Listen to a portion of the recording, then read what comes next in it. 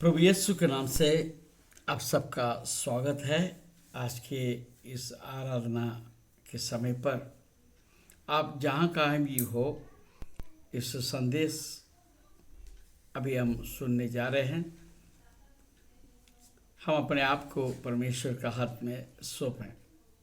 आइए हम प्रार्थना करें। प्रभु यीशु, तेरे नाम के लिए हम धन्यवाद स्तुति करते हैं, तेरे महिमा करते हैं। इस महीने का पहले दिन है। पिछले 7 महीना हमको सुरक्षित रखा, हमें अगुवाई किया, हमें आशीष दिया, हमारे तू साथ रहा। हम धन्यवाद स्तुति करते हैं। इस 8वें महीने के पहले दिन में हम तेरे सन्मुख आने के लिए तूने अनुग्रह दिया है। हम धन्यवाद और स्तुति करते हैं, तेरी महिमा करते हैं। प्रभु, हम अपने आप को तेरे पवित्र हाथों में सौंपते हैं। हमारे कानों को तू छू ले, हमारे हृदयों को छू ले, हमारे मन को छू ले। प्रभु, हम जो भी वचन आज सुनने जा रहे हैं, वो वचन के ऊपर हम ध्यान दें और वो वचन हमारे जीवन में कार्य करे, ऐसे हम प्रार्थना करते हैं। सारा महिमा, आदर, गौरव हम तुझे देते हैं। यीशु के नाम से हम प्रार्थना मांगते हैं, आमीन आमीन। प्रभु यीशु इस जगत में आया और आपको और हमको एक विशेष बुलाहट दिया। वो विशेष बुलाहट यह है कि अनंत काल का जीवन, स्वर्गीय जीवन, परमेश्वर के राज्य में रहने का एक अनुभव के विषय में हमें बताता है। हम इसी बात का विश्वास भी करते हैं। और प्रभु यीशु उस क्रूस पर अपने बाहों को फैलाकर अपने खुले दिल को हमें बताता है और आपको और हमको बुलाता है, ताकि आप और हम जीवन पाए, वो अनंत जीवन पाए। यही उसका उद्देश्य है। इसलिए एक भजनकार इस प्रकार भजन गाता है, यीशु बुला रहा, यीशु बुला रहा, तेरा नाम ले लेकर तुझे यीशु बुला रहा, तेरा नाम ले लेकर तुझे यीशु बुला रहा। क्या पाएगा तू जीत कर इस दुनिया को? क्या लाभ होगा छोकर आत्मा को? तू आजा यीशु के पास, तुझे यीशु बुला रहा। तू आजा यीशु के पास, तुझे यीशु बुला रहा। यीशु बुला रहा, यीशु बुला रहा, तेरा नाम ले लेकर तुझे यीशु बुला रहा। परमेश्वर के नाम को महिमा हो। और आपको और हमको प्रभु यीशु बुला रहा है। क्यों बुला रहा है? जीवन के लिए, जीवन देने के लिए। आप कहेंगे, मैं कहाँ मरा थोड़ी हो, हम तो जीवित है। फिर कौन सा जीवन देने जा रहा है? आप बोल सकते। सही बात है, मगर हम देखते हैं इस दुनिया में जीते हुए भी एक मरा हुआ जीवन जी रहे, क्योंकि हमारे अंदर आशा खत्म हो चुका है। हम जीने के बावजूद नहीं जी रहे।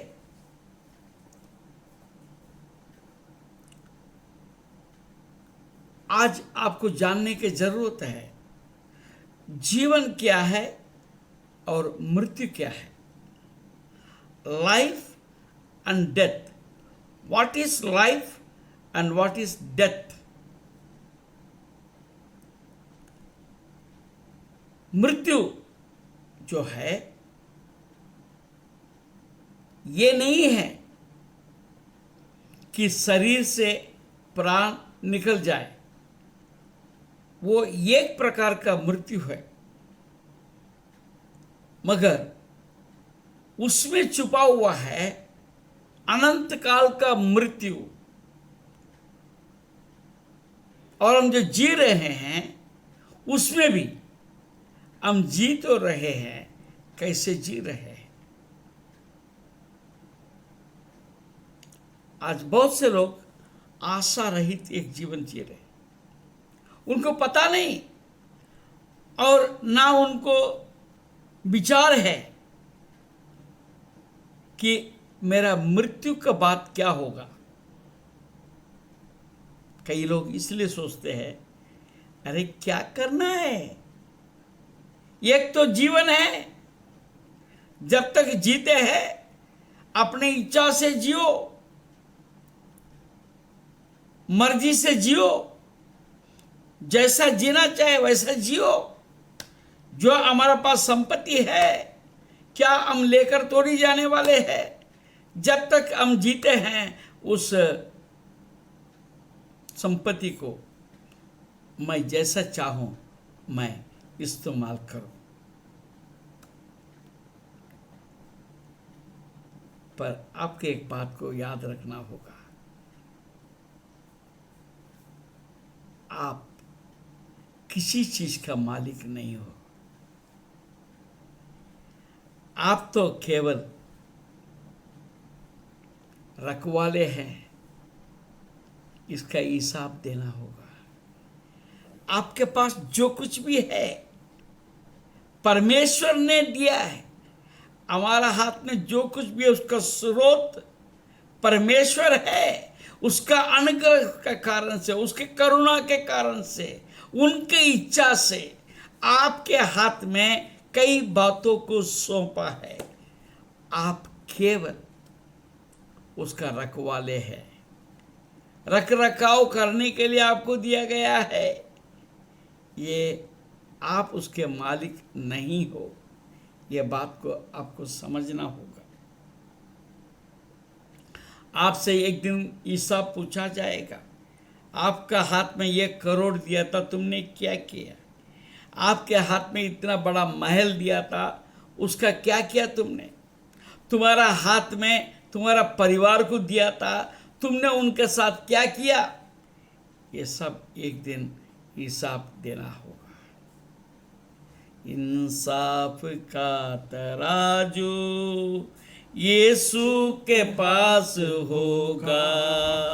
खुल जाएंगी किताबें जब भी हिसाब होगा। इंसाफ का तराजू यीशु के हाथ होगा। एक दिन आपको हिसाब करना पड़ेगा। आप सोच लो। ठीक, हम आगे बढ़ते हैं।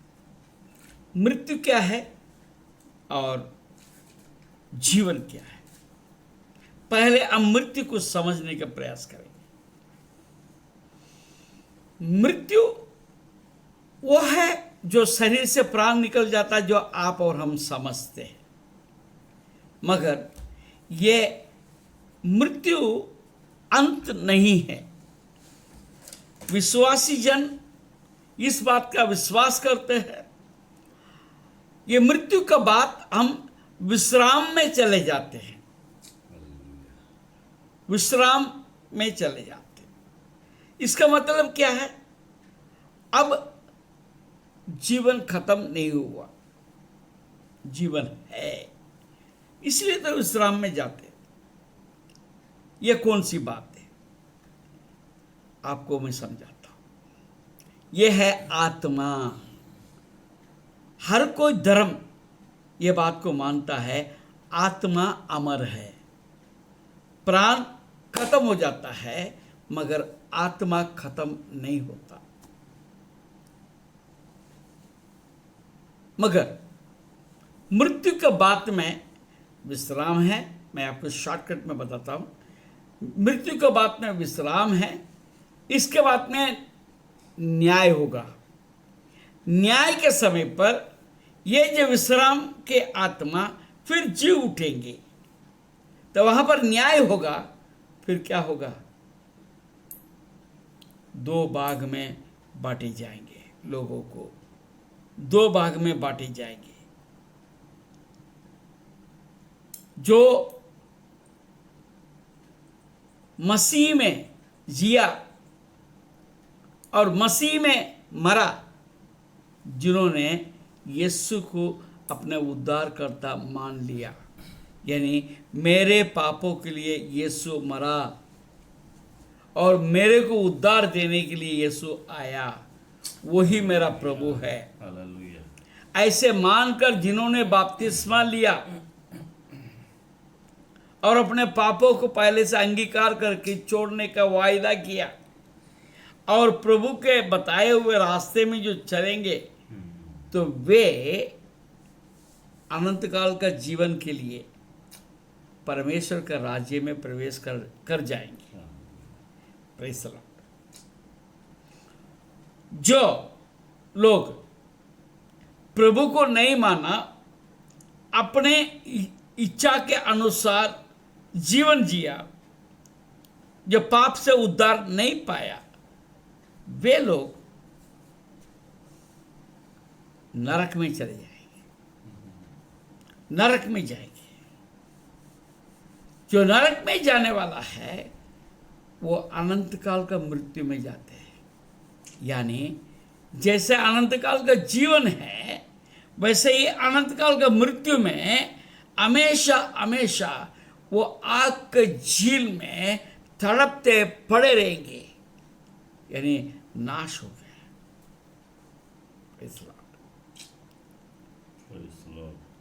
आज आप और हम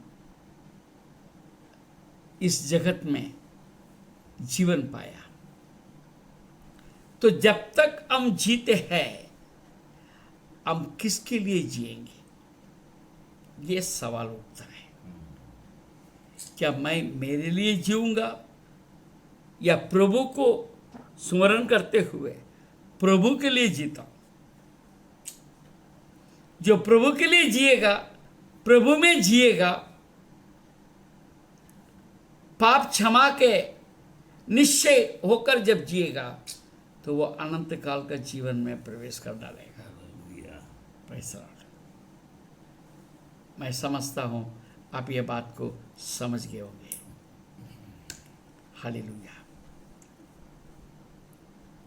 प्रभु परमेश्वर ने आपके सामने दोनों बात को रखा है। आइए हम निकालेंगे यिर्मयाह नबी का किताब 21 अध्याय 8 पद को हम देखते हैं। इस प्रजा के लोगों से कहे कि यहोवा यूं कहता है, परमेश्वर हमसे बात करता है, हमारा सामने एक चुनौती रखता है। वो क्या है? देखो, मैं तुम्हारे सामने जीवन का मार्ग और मृत्यु का मार्ग भी बताता हूं। आपके सामने जीवन का भी मार्ग है और आपके सामने मृत्यु का भी मार्ग है। अब लेना आपका काम है, सोचना आपका काम है, इसमें चूज करना, यानी निर्णय लेना आपका काम है। आप क्या निर्णय लेते हैं? जीवन के पथ पर चलना चाहते हैं या मृत्यु के पथ पर चलना चाहते हैं? आप प्रभु के साथ लेके चलेंगे, प्रभु के आत्मा से चलाए हुए चलेंगे, तो आपको जीवन के रास्ते में लेकर चलेगा। यदि आप अपने स्वयं इच्छा से चलेंगे, आप अपने स्वार्थ के लिए जीने का प्रयास करेंगे, वो मृत्यु में लेकर चले जाएगा। यही बात लिखा है। और परमेश्वर हमें राह दिखाता है। परमेश्वर हमसे समय समय में बात करता है। अब इस संदर्भ की बात हम अगर देखेंगे, इस संदर्भ में क्या हो रहा है, आगे हम पढ़ेंगे। जो कोई इस नगर में रहे वो तलवार, महंगी और मरी से मरेगा, परंतु जो कोई निकलकर उन कसदियों के पास जो तुमको घेर रहे हैं भाग जाए, वो जीवित रहेगा और उसका प्राण बचेगा। Praise the Lord. परमेश्वर के नाम को महिमा हो। एक चुनौती है, एक निर्णय लेने का एक समय आता है। तो हमें ऐसा लगता है हम जिस जगह पर है हम मजबूत है, जिस जगह पर है मैं हिलना नहीं चाहता हूं। हिलिए मत, मगर आपको ऊपर नाश आ सकता है। परमेश्वर यहां पर वही बोलता था। देखिए यशायाह नबी का किताब, अब देखें यशायाह नबी का किताब, बहुत सुंदर बात, एक बात लिखा है, क्योंकि इन लोग क्यों वहां से हटने रहे थे। पहले अध्याय और उसका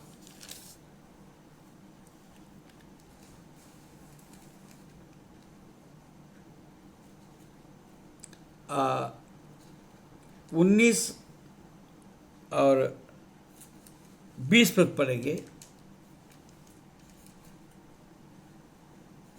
यदि तुम आज्ञाकारी होकर मेरी मानो तो इस देश के उत्तम उत्तम पदार्थ खाओगे, और यदि तुम ना मानो और बलवा करो तो तलवार से मारे जाओगे।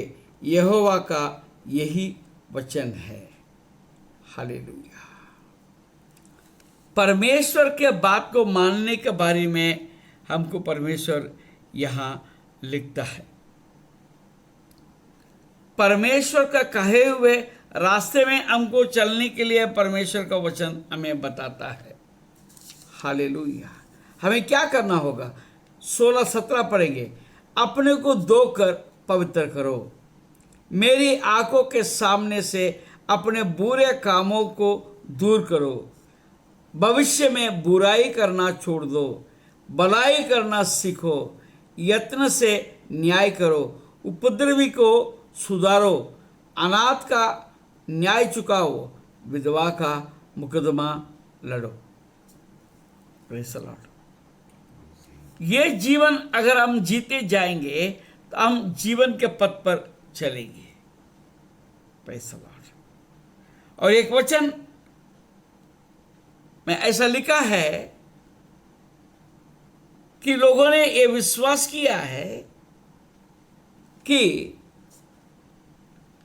यरूशलेम के ऊपर कोई विपत्ति नहीं आ सकता, क्योंकि परमेश्वर उसका रक्षा करता है। इसलिए कोई भी विरोधी उसके ऊपर नहीं आ सकता। ये उनका विश्वास था। परंतु वो सच था क्या? सच जब तक था तब तक ये लोग परमेश्वर को मानते थे, परमेश्वर के कहे हुए रास्ते से चलते थे। आप जब तक परमेश्वर के साथ चलोगे, परमेश्वर का वचन के अनुसार चलोगे, परमेश्वर का सुरक्षा आपके साथ बना रहेगा, वो आपको राह दिखाएगा, रास्ता दिखाएगा, आपको गड्ढे से उठाएगा, जो जाल से आपको परमेश्वर से बचाएगा, आपको गिरने से वो बचाएगा। जब परमेश्वर को यदि आप छोड़ देंगे, परमेश्वर का पीछे चलना आप छोड़ देंगे, हो सकता है परमेश्वर भी आपको छोड़ दे, क्योंकि आपने यह निर्णय लिया, मैं मेरे हिसाब से चलूंगा, मेरे को बहुत बुद्धि है, मेरे पास बहुत ज्ञान है, मेरा अनुभव है, मेरे पास ताकत है, तो वो आपको बचा नहीं सकता, कभी भी बचा नहीं सकता, आपका जीवन को नाश कर देगा, नाश कर देगा। आइए देखते विलाप के गीत और उसका 4 अध्याय 12 और 13 पद पढ़ेंगे। वहां पर क्या लिखा है आप पढ़िए। पृथ्वी का कोई राजा या जगत का कोई भी निवासी इसकी कभी प्रतीति ना कर सकता था कि द्रोही और शत्रु यरूशलेम के फाटकों के भीतर घुसने पाएंगे। ये उसके भविष्यवक्ताओं के पापों और उसके याजकों के अधर्म के कामों के कारण हुआ है, क्योंकि वे उसके बीच धर्मियों की हत्या करते आए हैं। Praise the Lord. आप परमेश्वर का भवन के बारे में सोच लीजिए, यरूशलेम के बारे में सोच लीजिए। परमेश्वर का सुरक्षा उसका साथ बना हुआ था। कब तक? जब तक यहूदी परमेश्वर का भाई मानते थे। उन्होंने परमेश्वर को छोड़ दिया और परमेश्वर ने भी उनके राह में चलने के लिए उनको छोड़ दिया, मगर वो हमेशा के लिए नहीं छोड़ा। आपकी एक बात बताता हूं, यहूदी तितर बितर हो गया। आप इतिहास के किताब के पन्नों को देखेंगे, दूसरा इतिहास में देखेंगे, दूसरा इतिहास के साथ यहूदी राजाओं का जो किस्सा भी खत्म हो जाता है। उसके बाद में कोई राजा नहीं बना और सारे यहूदी पूरा दुनिया में तितर बितर हो गए कि यहूदियों को परमेश्वर भूल गए, इज़राइल को परमेश्वर ने भूल गया, उनका हमेशा के लिए छोड़ दिया। नहीं, उन्होंने कुछ लोगों को बचा के रखा है। आज हम देखते हैं, अभी 70-75 साल पहले वापस से इज़राइल देश निर्माण हो चुका है। वो छोटा सा देश है, वो छोटा सा देश पूरा दुनिया को हिला रहा है, वर्ल्ड को हिला रहा है। उनके पास जो ताकत है आज दुनिया में किसी के पास नहीं है। उनके पास जो बुद्धि है वो किसी के पास नहीं है। परमेश्वर अपने लोगों को नहीं छोड़ता है, परंतु आपका विषय में क्या है? आप क्या सोच रहे हैं? आप कौन से रास्ते को अपनाने का प्रयास कर रहे हैं? हालेलुया। वहां पर हमने देखा यिर्मयाह नबी के किताब में, तुम अपने आप को समर्पित करो, मैंने तुम्हारा विरोध करके जो अन्य देश के राजा को तुम्हारे ऊपर भेजा है, तुम उसको अधीन हो जाओ। अभी तक तुम अपने हृदय में घमंड किया, तुम अपने ताकत के ऊपर घमंड किया, मुझे तूने छोड़ दिया, इस कारण मैंने तेरे ऊपर विरोधी को भेजा। अब जो है तुम अपने आप को विरोधी के सामने समर्पित कर दो। Praise the Lord, hallelujah. आज परमेश्वर का वचन आपसे कुछ नहीं मांगता, आपके समर्पण को मांगता है। आप सोच लो, इतने साल से आपने बहुत प्रयास किया, बहुत कोशिश किया, क्या पा लिया, क्या पा लिया? एक बार मेरे से परमेश्वर ने बात किया, जब मुझे कुछ नुकसान हुआ, मुझे बहुत दुख हुआ, मैं परमेश्वर के सामने गुहार लगाया, प्रभु ऐसा क्यों हुआ, मेरे को ऐसा नुकसान क्यों हुआ, क्यों मेरे संपत्ति को दूसरों ने क्यों उठा लिया है? परमेश्वर ने बोला, मैंने अनुमति दिया। अभी तू सोच, तू 18 साल नौकरी किया था, दिन और रात मेहनत किया था, तुम्हारा हाथ में क्या था? कुछ नहीं था। मगर जब मुझ में आकर तूने काम शुरू किया, ये 3 साल का अंदर तुम्हें कितना आशीष दिया। अब ये मैंने अनुमति दिया तुम्हारे हाथ से जाने के लिए। अब जो है मैं तुम्हें बढ़ाऊंगा, मैं इतना आशीष दूंगा तुम उसको गिन नहीं सकते। Praise the Lord. उस दिन से लेकर आज तक परमेश्वर ने मुझे बढ़ाते बढ़ाते बढ़ाते लेकर आया। मेरे पास ऐसा कोई योग्यता नहीं है जो आज मेरे हाथ में है।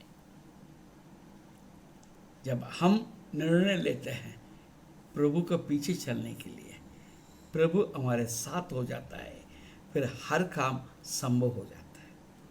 आप जहाँ भी हाथ रखो आशीष पाएंगे, जहाँ कदम रखो वहाँ आशीष पाएंगे, जिसको देखो वहाँ पर आशीष पाएंगे। Praise the Lord, hallelujah. आपके सामने है, जीवन और मृत्यु का दोनों रास्ता आपके सामने है। आइए हम और देखेंगे प्रेज़ द लॉर्ड, और छोटी से और बातों को देखेंगे। व्यवस्था विवरण 30वां अध्याय, व्यवस्था विवरण 30वां अध्याय और 15 से पढ़ेंगे। सुन, आज मैंने तुझको जीवन और मरण, हानि और लाभ दिखाया है। Praise the Lord. सुन, आज मैंने तुझको जीवन और मरण, हानि और लाभ दिखाया है, क्योंकि मैं आज तुझे आज्ञा देता हूं कि अपने परमेश्वर यहोवा से प्रेम करना और उसके मार्गों पर चलना और उसकी आज्ञाओं, विधियों और नियमों को मानना, जिससे तो जीवित रहे। यानी आप और हम जीवित रहना चाहते हैं और बढ़ना चाहते हैं, तो हमें क्या करना पड़ेगा? हालेलुया। परमेश्वर यहोवा से प्रेम करना, उसके मार्गों पर चलना, उसकी आज्ञाओं, विधियों और नियमों को मानना, जिससे तू जीवित रहे और बढ़ता जाए, और तेरा परमेश्वर यहोवा उस देश में जिसका अधिकारी होने को तू जा रहा है तुझे आशीष दे। वेरी सिंपल, आपको कुछ करना नहीं। मैं यहाँ तक बोलता हूँ, आपको बोने की भी जरूरत नहीं पड़ेगा, कटनी करने के लिए भी जरूरत नहीं पड़ेगा, फिर भी आपके घर आपके खत्ता भरा रहेगा। Praise the Lord. इसका मतलब ये नहीं है कुछ आप काम धंधा कुछ भी मत करो, ऐसा नहीं। आप अपना काम करो, आप अपना मेहनत करो, परंतु अपेक्षा प्रभु से करो। प्रभु सब कुछ पूरा करेगा। हालेलुया। हमने कई लोगों का गवाही सुना कि पूरा गांव में सूखा पड़ा है, मगर किसी एक या दो व्यक्ति के खेती में बहुत आशीष मिला है। हालेलुया। आगे पढ़ेंगे। हालेलुया। परंतु यदि तेरा मन भटक जाए और तू ना सुने और भटक कर पराये देवताओं को दंडवत करे और उसकी उपासना करने लगे, तो मैं तुम्हें आज ये चेतावनी देता हूँ कि तुम निस्संदेह नष्ट हो जाओगे, और जिस देश का अधिकारी होने के लिए तू यरदन पार जा रहा है, उस देश में तुम बहुत दिनों के लिए रहने ना पाओगे। You cannot establish your self, आप अपने आप को एक स्थापित नहीं कर सकते। Praise the Lord. आपको एक जगह स्थापित होना है तो परमेश्वर के दया और अनुग्रह की जरूरत है। इसलिए परमेश्वर का वचन को मानकर वो जीवन का जो फायदेमंद वो रास्ते को आपको अपना होगा। Praise the Lord. आप कभी ये मत सोचना कि मैं अपने बलबूती से सब कुछ करूँगा, नहीं, आपका बलबूती कोई काम में नहीं आएगा। प्रियो, आगे हम एक वचन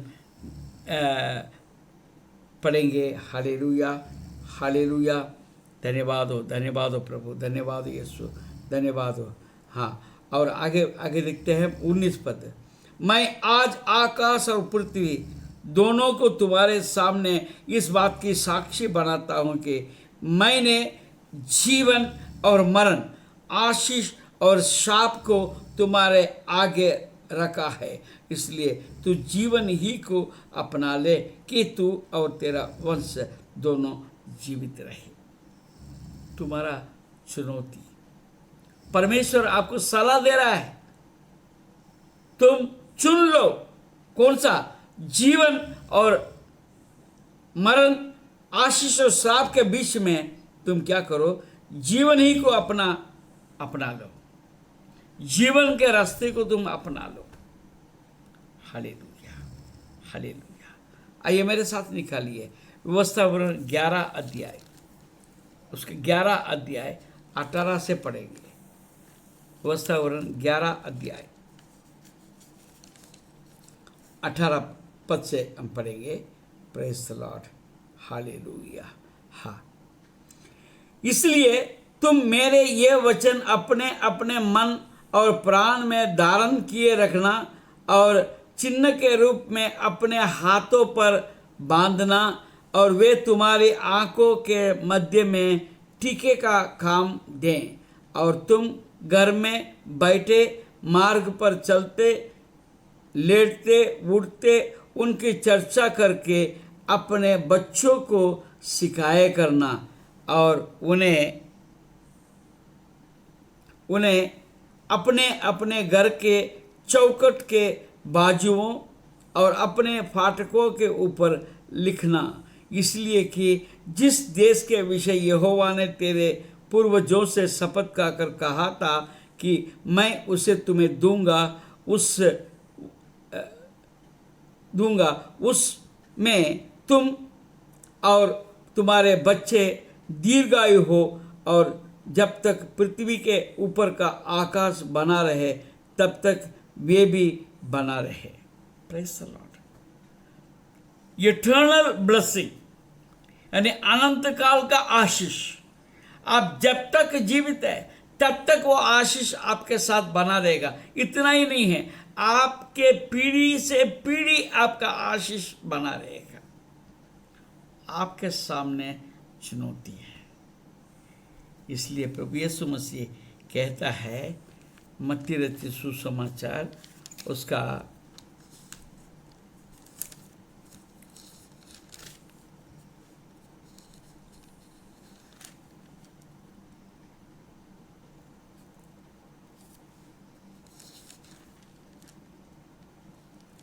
11 अध्याय और उसका 28 पद से हम देखते हैं। हालेलुया। हे सब परिश्रम करने वालों और बोझ से दबे हुए लोगों, मेरे पास आओ, मैं तुम्हें विश्राम दूंगा।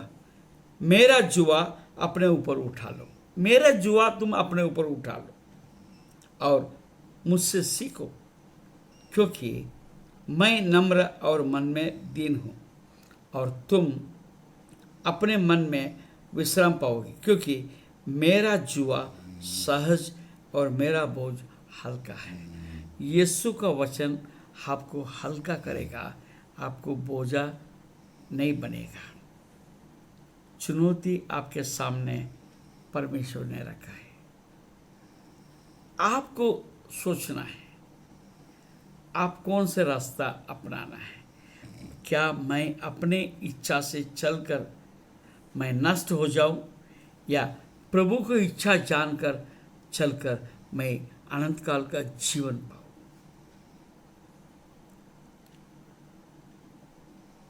आपके पास यह अधिकार परमेश्वर ने दे दिया है। आपको जीना है या मरना है। ये जीवन अनंत काल का नहीं है। मैं तो सोचा था 50 साल 55 साल के अंदर मेरा सब हो जाएगा, मगर प्रभु का अनुग्रह से आज 72 साल भी पार करके 73 साल में मैं पहुंच गया। यह परमेश्वर का अनुग्रह है।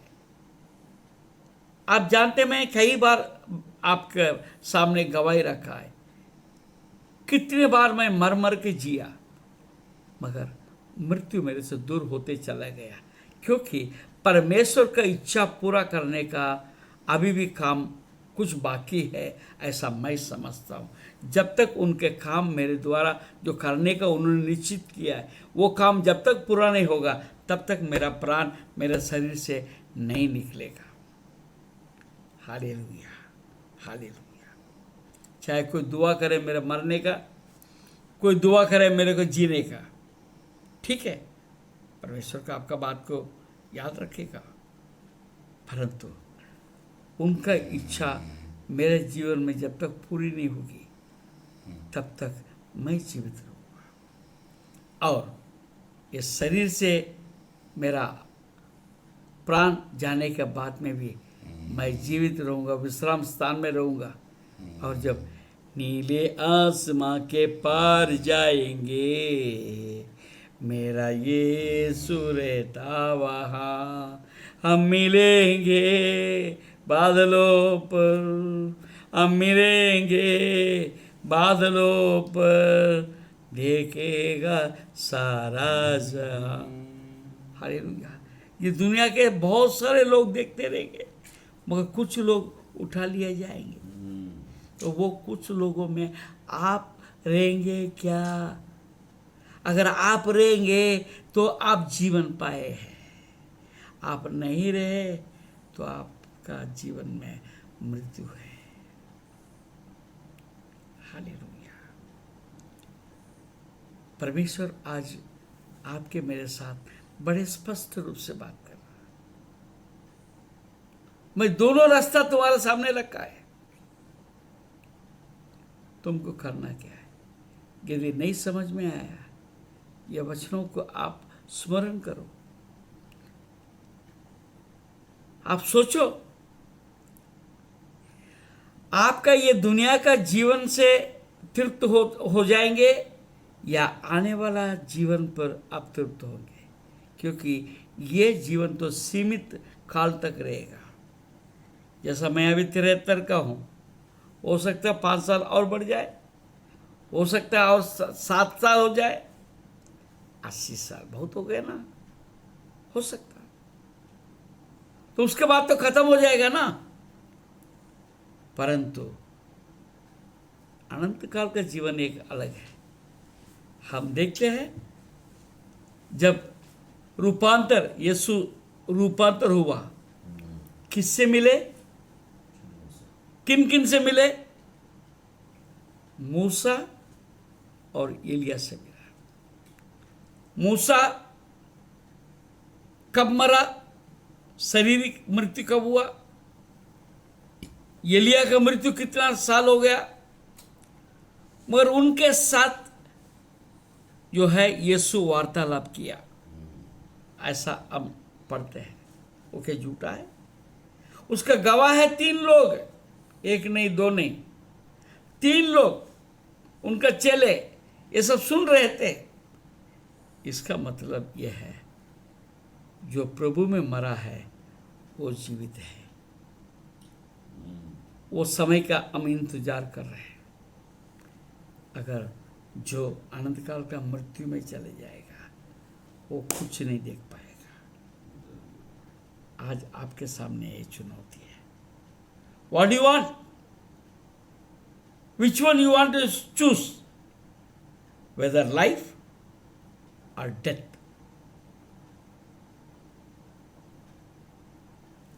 परमेश्वर चाहता है आपको अनंत काल मिले। आज आप निर्णय लें। आइए हम अपने आप को परमेश्वर के हाथ में सौंप दें। हम प्रार्थना करें। प्रभु, तूने आज तेरे वचनों से स्पष्ट रूप से बोला है। हमारे सामने तूने चुनौती रखा है।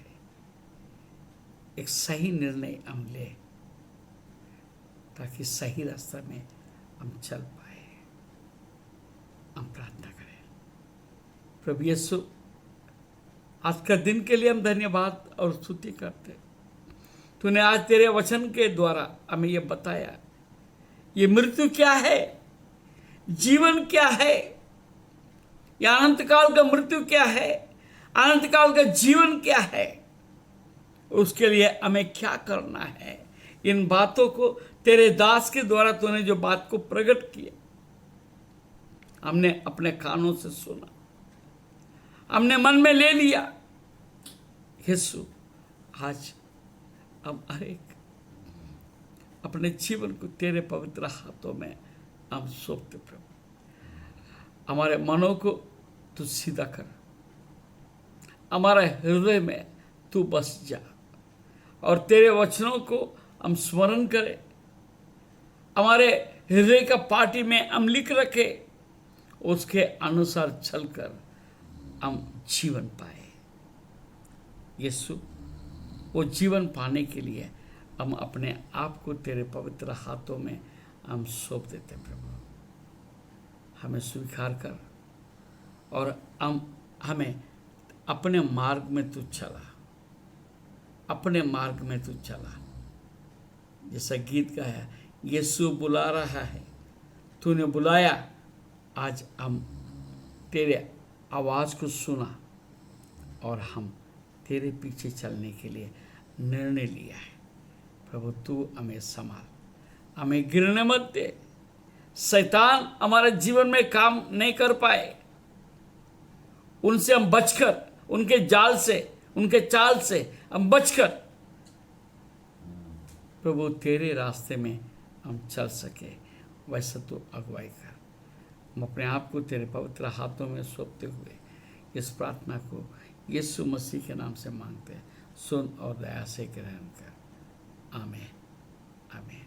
अब प्रभु यीशु मसीह का आने कर, पिता परमेश्वर का प्रेम और पवित्र आत्मा का सहभागिता आप सबके साथ प्रभु यीशु मसीह बादलों पर से आने तक बना रहे, और हम सब मिलकर कहें आमीन, आमीन।